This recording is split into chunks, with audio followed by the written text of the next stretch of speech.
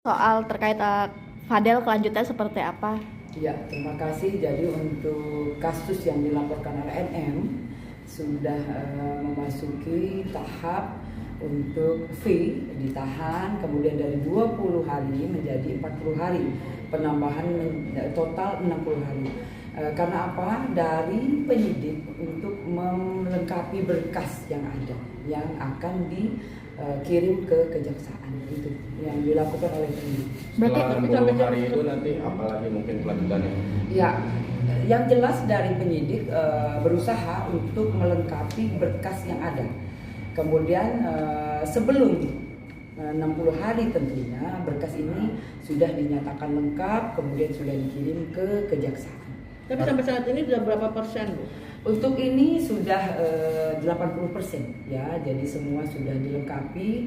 Namun demikian yang sekiranya masih kurang pasti dicari dan dilengkapi untuk pemberkasan. Apa kekurangannya apa, Bu? Kekurangannya yang jelas apa-apa saja yang ditanya oleh kejaksaan atau yang harus dilengkapi oleh penyidik pasti dilengkapi. Rencana Yang jelas yang dilengkapi yang tahu adalah penyidik. Bu, butuh waktu mungkin berapa lama lagi untuk sampai P21?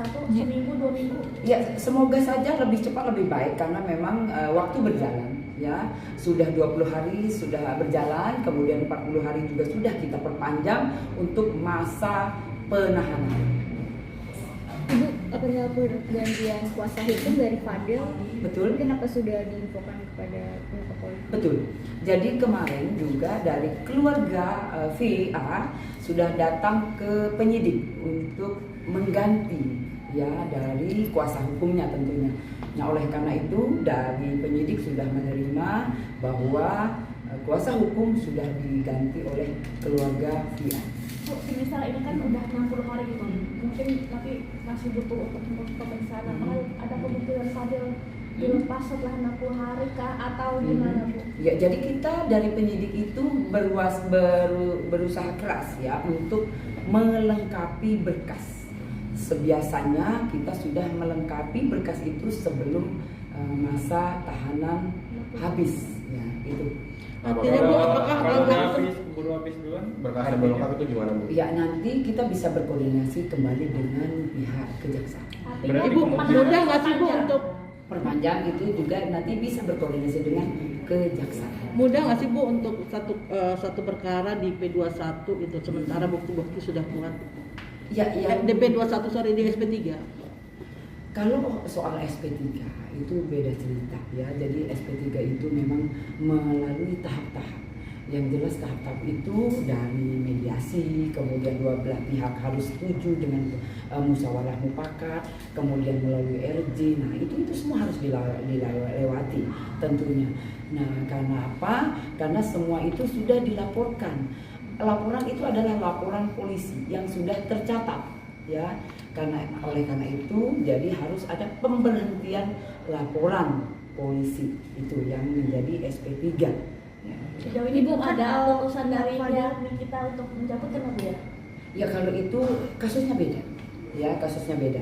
Kalau yang kemarin yang kasus dilaporkan oleh NM tetap dilanjutkan ya. Oleh karena itu VA masih ditahan dan kita juga melengkapi berkasnya.